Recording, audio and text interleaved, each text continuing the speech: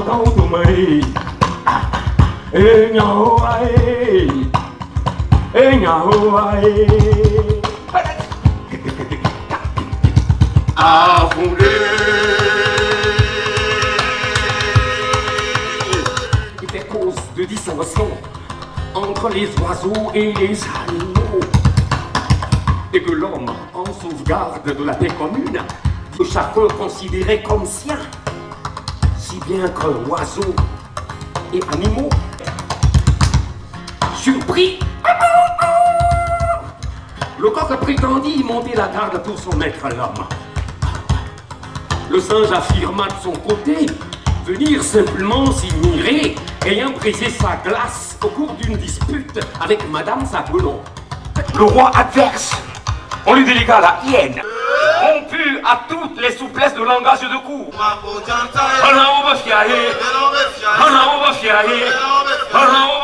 L'aigle qui pour toute condition exigea la préséance en toutes choses. C'est depuis ce jour que les oiseaux les premiers goûtent aux fruits par les journées de grande chaleur.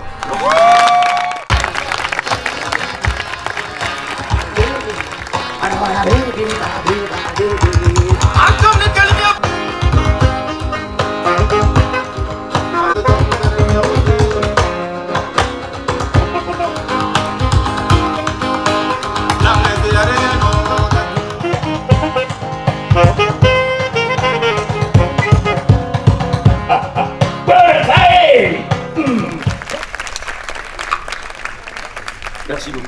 Liés par une amitié solide et sincère, ces deux frères s'entendent tellement bien, ils vivent ensemble sur les mêmes terres, cultivent ensemble les mêmes terres. Un vaste domaine que traverse un grand fleuve. On raconte même que cet endroit est tellement magnifique que les papillons se donnent des rendez-vous galants là. À l'école du Palais, c'est l'histoire d'un groupe de conteurs qui se retrouvent d'habitude un soir, des soirs pour se raconter des histoires. Mais pour cette fois-ci, ces conteurs ont décidé de raconter des histoires qui les touchent. De ne plus raconter des histoires pour les raconter. De ne plus aller à l'école de l'art pour l'art qui tue l'art. Donc ils décident de raconter l'histoire qui les touche. De raconter leur histoire.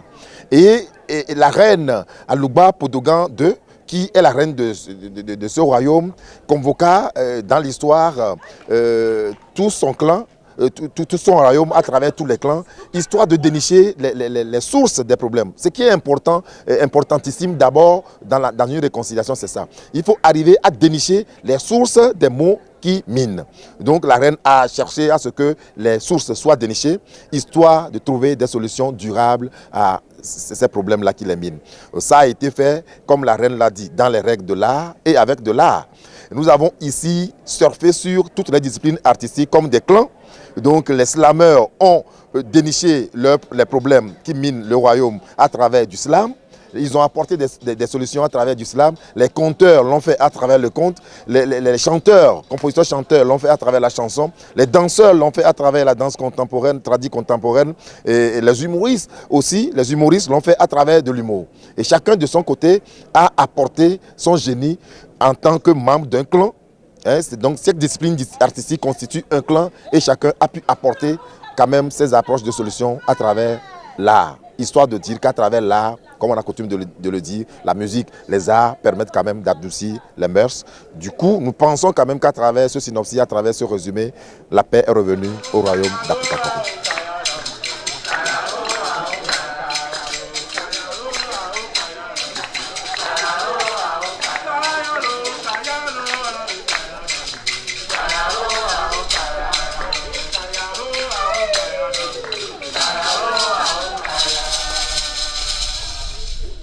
Aujourd'hui, plus rien ne va. Depuis plusieurs nuits, plus rien ne va. Le comble, c'est que certains de nos habitants sont battus, voire même tués par des inconnus au nom de la couleur des habits qu'ils portent. C'est pourquoi, mes chers habitants, il urge, je dis bien il urge, de trouver des sources à ces conflits et de dénicher des solutions pour une paix durable entre tous les clans de notre cher royaume habitable.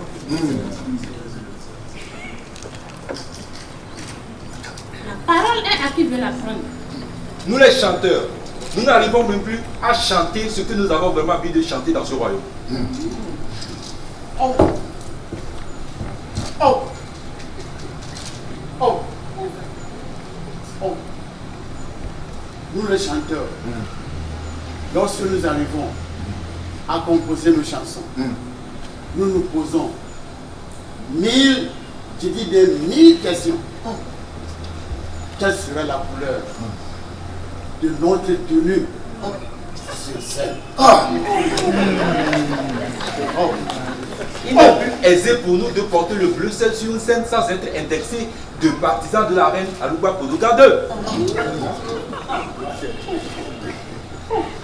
Et si nous nous amusons à porter le rouge,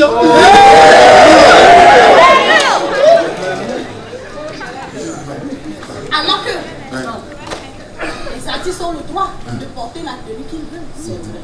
Toute tenue qui n'expose pas la nudité de l'artiste devrait être bonne. Elle était une fois dans le royaume de Dango. Vivait Adama le caméléon. Oh, le caméléon était un bel homme. Ah, très beau, très élégant et surtout très attirant. Pourquoi les couleurs vous divisent? Nous quand ta colle à l'émir. Le dimanche passé, un fidèle est venu torse nu à l'église. Au centre je l'ai dit. Tu sais, tout ce que j'ai comme tenue, c'est de couleur rouge. Et nous, tiens, Goni. Chapeau, vous racontez les fausses fois.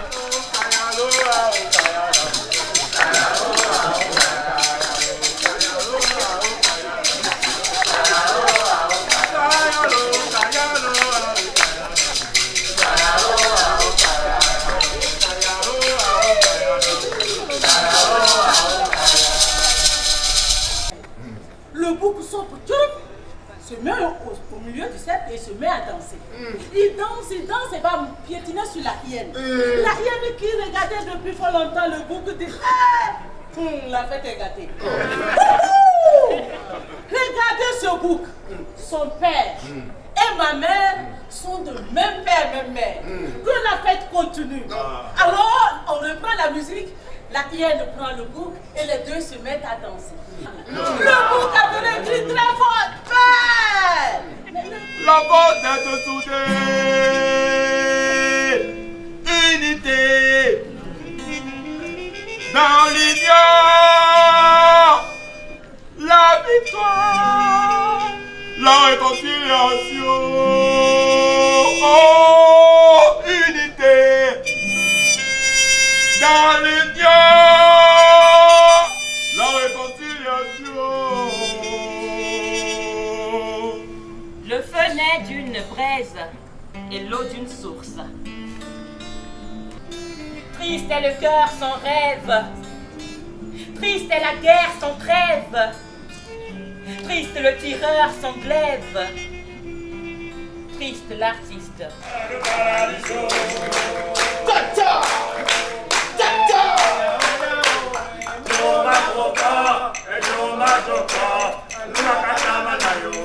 Mais il a porté le jaune.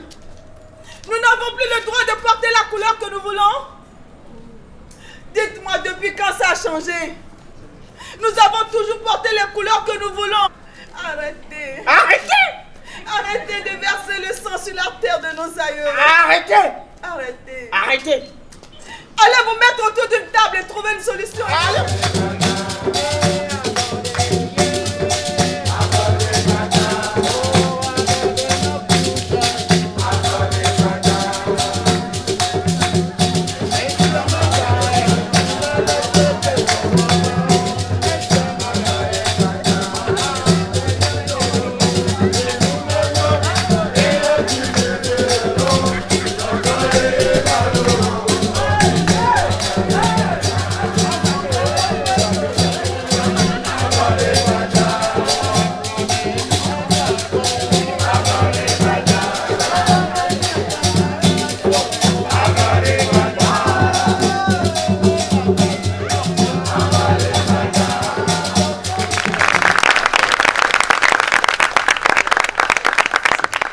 c'est un grand exercice pour nous. C'est un grand défi que nous avons voulu relever à travers l'usage des arts pour permettre aux acteurs togolais d'aller à l'école de la réconciliation.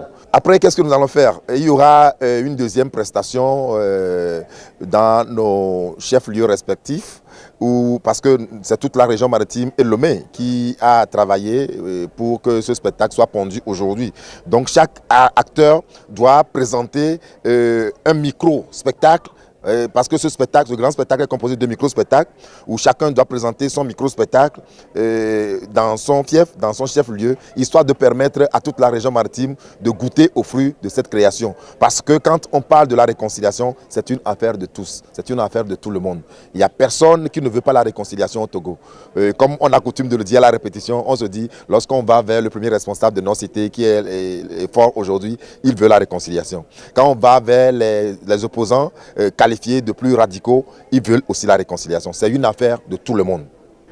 Aider les organisations comme la Fondation qui ouvre dans le domaine de la culture peut aider la population togolaise à prendre conscience de son histoire, de son passé, d'apprendre des erreurs qui pourraient avoir été commises. Et donc c'est ce que nous attendons de ce projet, c'est d'aider la population togolaise à mieux se connaître, pour éviter de reproduire des erreurs que malheureusement parfois les peuples ont tendance à répéter. Le volet administratif va consister à identifier 200 jeunes des partis politiques et à identifier 100 décideurs politiques et administratifs, à les former